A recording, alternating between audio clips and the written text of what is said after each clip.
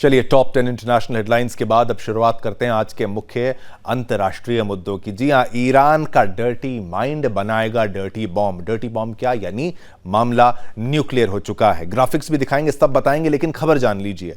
Media reports के अनुसार US ने, अमेरिका ने संकेत दिया है कि ईरान में वैज्ञानिक परमाणु हथियार विकसित करने के तरीके तलाशे जा रहे हैं, कि भाई वो खोज रहे हैं तरीके कि भाई परमाणु हथियार कैसे विकसित कर लें। अमेरिका ने खुलासा करते हुए कहा कि ईरान ऐसे तरीकों की तलाश कर रहा है जिससे वो अपने यूरेनियम भंडार को वर्षों के बजाय महीनों के भीतर परमाणु हथियार में बदल सके। चाहता वो हथियार बनाना ही है।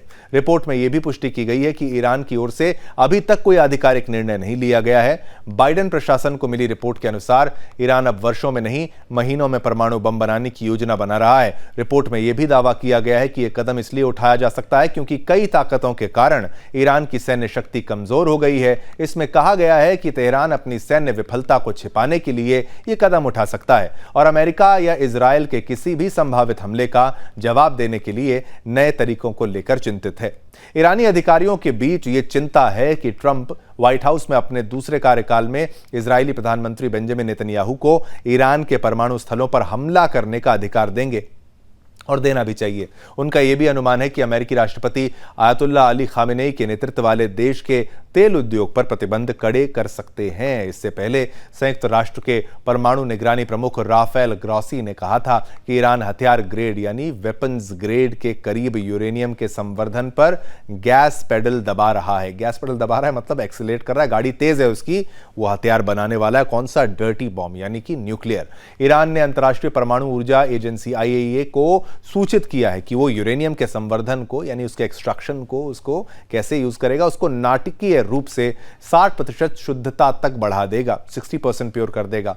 पश्चिमी शक्तियों ने इस कदम की आलोचना करते हुए कहा कि यूरेनियम के उस स्तर तक संवर्धन का कोई नागरिक औचित्य नहीं है, यानी कि उसका कोई नागरिक यूज नहीं है। उसका जो केवल जो इस्तेमाल है वो केवल वेपन के लिए, यानी हथियार के रूप में ही उसका किया जा सकता है। अब चलिए ग्राफिक्स के माध्यम से आपको समझाने का प्रयास करते हैं डोनाल्ड ट्रंप की वापसी से क्यों डरा। मैं चाहूंगा थोड़ा सा हम स्क्रीन को यहां पर बड़ी करेंगे, थोड़ा और, बस ये बिल्कुल ठीक है, थोड़ा सा और, अब यहीं पर रुक जाते हैं। डोनाल्ड ट्रंप की वापसी से क्यों डरा है ईरान, आपको मैं बता देता हूं। ये आप खबर यहां से ऐसे भी समझ सकते हैं, व्हाइट हाउस को सौंपी है उसने, और ट्रंप के सत्ता में लौटने पर इजरायल को ईरान के परमाणु ठिकानों पर हमला करने की जो छूट है वो मिल सकेगी। अब ये खबर आप देखिए, डोनाल्ड ट्रंप की वापसी से ईरान क्यों डरा हुआ है, ईरान को परेशानी यहां पर होने वाली है। आगे बढ़ते हैं और भी ग्राफिक्स आपको दिखाते हैं। तेल उद्योग पर सख्त प्रतिबंध लगाने की भी आशंका है। जो तेल उद्योग है उस पर बैन कह लो या कुछ कह लो, वो लगाएगा जरूर, उसका ही काम है। और उस किस पे लगाया जाता है? दुश्मन देशों पर जो कि गलत काम करते हैं। ईरान अगर हथियार बनाएगा, परमाणु चलाएगा, किस पे? इजराइल पे हो सकता है। अमेरिका इजराइल गठबंधन के खिलाफ तेहरान की नई चाल है क्या? अब ये देखिए डरा क्यों है। अभी आगे बढ़ते हैं और ग्राफिक्स आपको फटाफट अंदाज में दिखाने का प्रयास करते हैं। और भी अगर कोई ग्राफिक है, ये लीजिए, और भी ग्राफिक यहां पर कुछ ही पलों में आएगा। व्हाइट हाउस को सौंपी गई रिपोर्ट में खुलासा हुआ है कि ईरानी अधिकारी जो है वो डरे हुए हैं, उनको डर है ट्रंप के सत्ता में लौटने पर इजराइल को ईरान के परमाणु ठिकानों पर हमला करने की छूट मिल जाएगी। अब ट्रंप आ गए तो नेतन्याहू के लिए भी बल्ले बल्ले हो जाएगी कि भाई उनको अनाउंस कर दिया जाएगा कि भाई आप फ्री हैं, आप हमले करिए। तेल उद्योग पर सख्त प्रतिबंध लगाने की भी आशंका है। अब तेल नहीं बेचेंगे ये मिडिल ईस्ट के देश तो करेंगे तो क्या करेंगे?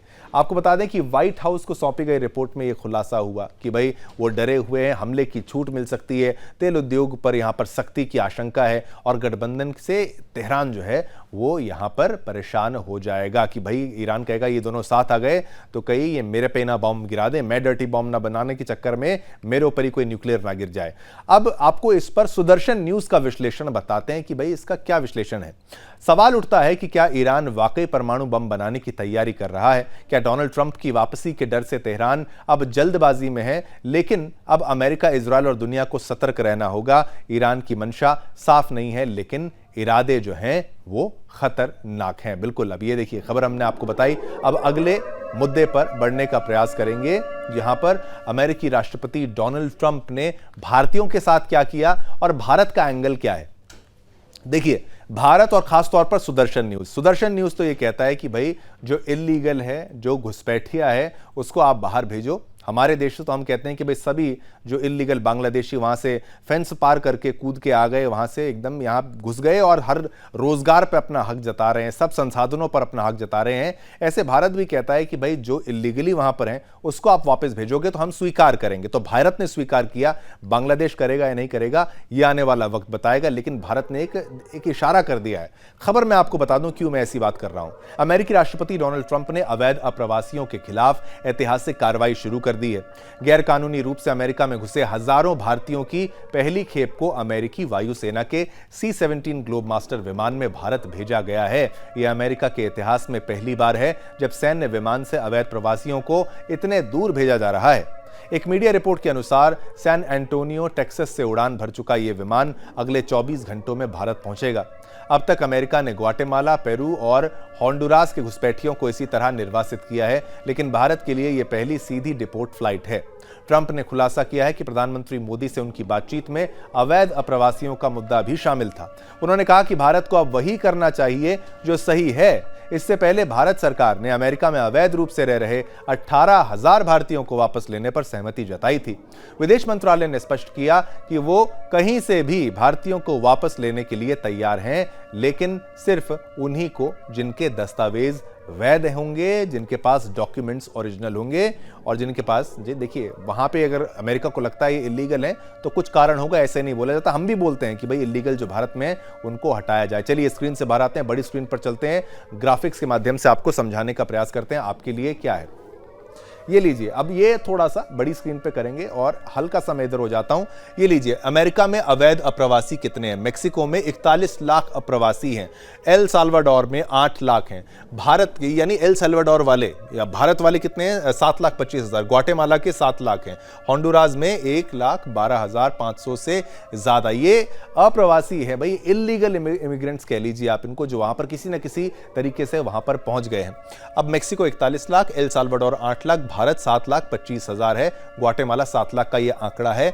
अब इनमें से कितने लीगलाइज हो पाए हैं, नहीं हो पाए, ये आने वाला वक्त बताएगा। और अगर कोई डेटा है तो वो भी दिखाने का। ये लीजिए, अमेरिका में अवैध अप्रवासी 1990 से 2022 तक का आंकड़ा आपको देते हैं। 1990 में अवैध जो इलीगल अमेरिका में सोचो 35 लाख इलीगल, फिर उसके बाद 95 में मतलब 5 साल बाद 57 लाख, बढ़ने का आंकड़ा भी अब देखिए 12-22 लाख बढ़ गए यहां पर। और 95 से आप 2000 पे अगर आ जाएंगे तो यहां पर भी देखिए अच्छा आंकड़ा, यहां पर ग्रोथ यहां पर भी देखने को सीधा सीधा मिल रही है। यहां पर 19 का यहां पर ग्रोथ है। और फिर 2005 में देखिए 86 से सीधा 1 करोड़ 11 लाख हो गए। 2007 में आएंगे तो यहां पर फिर 11 लाख बढ़ के 1 करोड़ 22 लाख का आंकड़ा यहां पर। और भी अगर कोई हमारे पास डेटा है तो वो भी हम आपको ग्राफिक्स के माध्यम से तुरंत दिखाते चले। लेकिन अंततः अब अमेरिका ने ठाना है कि भाई घुसपैठियों को वहां से भगाना है। ये लीजिए, ये अब 2010 के आंकड़े तक पहुंच जाते हैं। 2010 के आंकड़े में 1 करोड़ 14 लाख रुपए, ये करोड़ जो है लोगों का। 2015 में फिर 1.1 करोड़, 2019 में थोड़ा आंकड़ा कम हुआ 1.02 करोड़, 21 में 1.05 और फिर 2022 में 1.1 करोड़ का ये आंकड़ा आपके टेलीविजन स्क्रीन पर। तो देखिए कम नहीं है वहां पर। और ये टोटल 2022 तक का आंकड़ा हमने आपके सामने जो है वो रख दिया है। चलिए अब इस पर सुदर्शन न्यूज का विश्लेषण क्या है वो भी बता दूं। अमेरिकी रक्षा मंत्रालय अब तक 5,000 से ज्यादा अवैध घुसपैठियों को डिपोर्ट करने के लिए सैन्य विमान मुहैया करा चुका है। ट्रंप सरकार की नीति साफ है, जो अवैध है वो अमेरिका में नहीं रह सकेगा, नहीं रहेगा। अब सबसे बड़ा सवाल यह है कि क्या बाकी देश भी ट्रंप की इस नीति को अपनाएंगे। अमेरिका ने राष्ट्रवाद को चुना और अवैध प्रवासियों को देश से बाहर करने की ठानी है और भारत को भी ऐसा करना चाहिए। सुदर्शन न्यूज तो इस बात को मानता ही है कि भाई अवैध। देखिए, अमेरिकी राष्ट्रपति डोनाल्ड ट्रंप का दमदार फैसला लेते हुए, दमदार फैसला क्या लिया हुआ, उसने कनाडा और मेक्सिको पर प्रस्तावित 25% टैरिफ को 30 दिनों के लिए टाल दिया है। टैरिफ फिर से मैं आपको बताऊं, टैरिफ माने टैक्स, यानी ट्रंप टैक्स से नहीं बचा ड्रैगन। ये मुद्दा कहां पहुंचेगा आपको बताता हूं। उसने देखिए कनाडा को छोड़ा आप मान लीजिए, और साथ ही साथ मेक्सिको को भी उसने थोड़ी रियायत दे दी और 25% जो टैरिफ था 30 दिनों के लिए पोस्टपोन कर दिया। वहीं चीन पर 10% टैरिफ यानी 10% जो टैक्स का सख्त आदेश आज से लागू हो गया है, स्टार्ट हो गया है। बीते सोमवार को ट्रंप ने कनाडा के प्रधानमंत्री जस्टिन ट्रूडो और मेक्सिको की राष्ट्रपति क्लाउडिया शिनबाम से फोन पर चर्चा की थी। बातचीत के बाद ट्रंप ने कहा कि बातचीत सकारात्मक रही। दोनों देशों ने अमेरिका के साथ बॉर्डर सुरक्षा को मजबूत करने पर सहमति दी है। इसके तुरंत बाद ट्रंप ने कार्यकारी आदेश पर हस्ताक्षर कर दिए, जिससे कनाडा और मेक्सिको को अस्थायी यानी टेम्पररी राहत मिल गई है।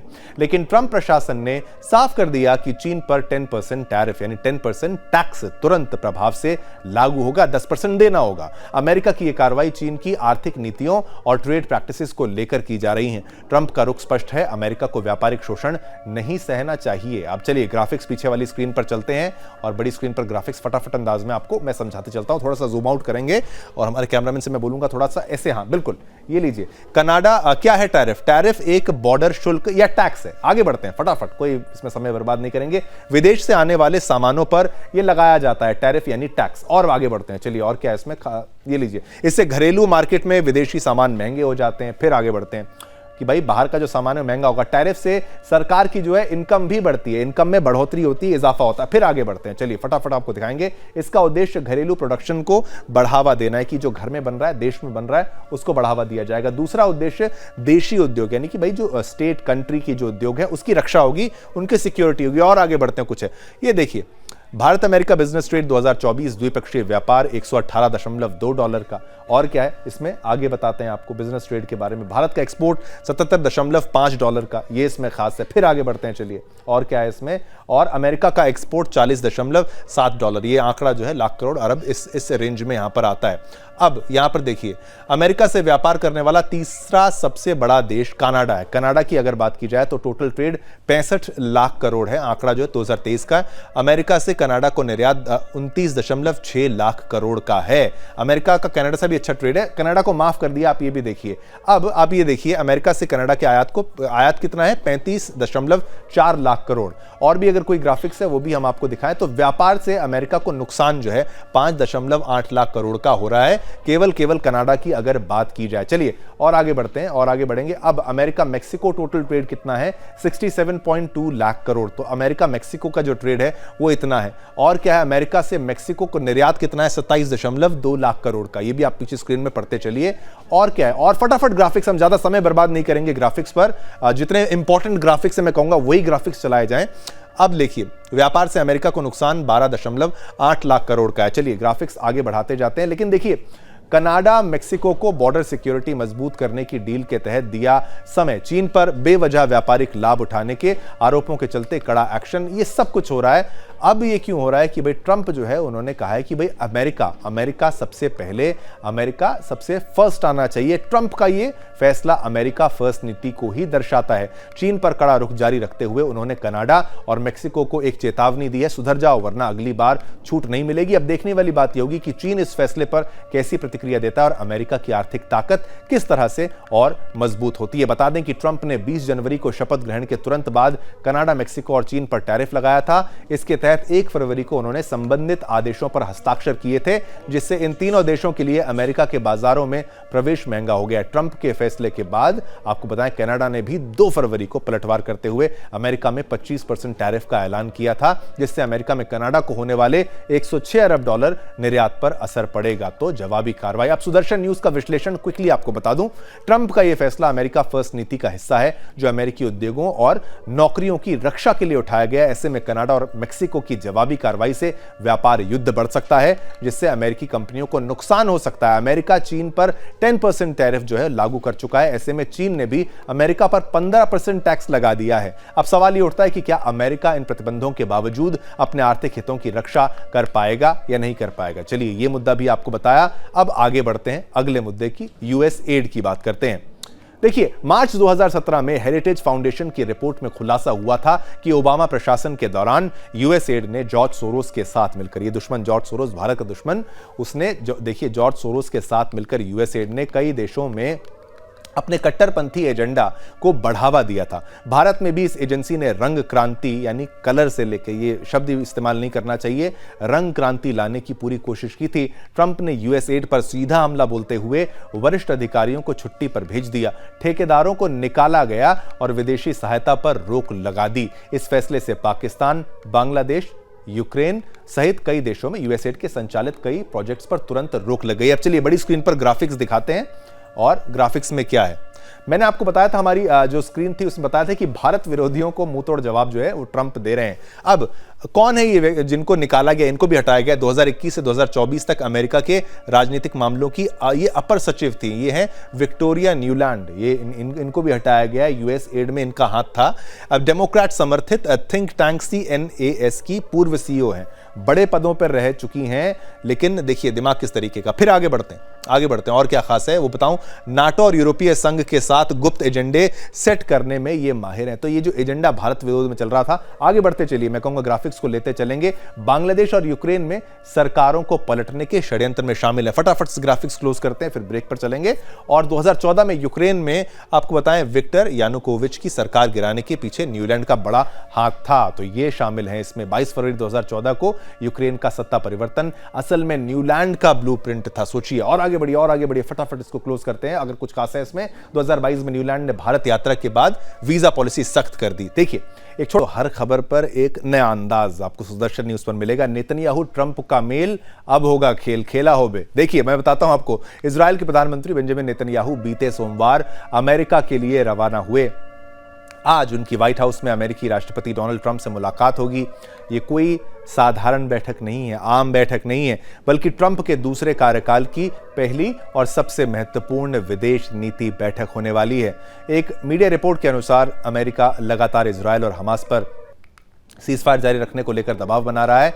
इस लिहाज से ट्रंप और नेतन्याहू की यह बैठक बेहद खास मानी जा रही है। नेतन्याहू ने वॉशिंगटन रवाना होने से पहले बड़ा बयान देते हुए कहा कि वो ट्रंप के साथ हमास पर निर्णायक जीत, ईरान के षड्यंत्र को कुचलने की रणनीति, राजनीतिक संबंधों और अरब देशों के साथ साझा रणनीतियों पर चर्चा करेंगे। इस बैठक में मिडिल ईस्ट में स्थायी सुरक्षा और इस्लामी आतंकवाद पर सख्त कार्रवाई पर भी बड़ा फैसला लिया जा सकता है। बता दें कि ट्रंप की शपथ लेने से पहले ही इजराइल ने हमास के साथ सीजफायर समझौते में बंधकों की रिहाई की बात कही थी। अब चलिए, इस पर हमारा क्या विश्लेषण है वो भी हम आपको बता दें कि भाई अब जब ट्रंप आए हैं तो ट्रंप के आने के बाद बदलाव तो बनेंगे ही। चलिए, इसी के साथ आज्ञा दीजिए, समय इतनी अनुमति देता है, फिर आएंगे, नए मुद्दे लाएंगे।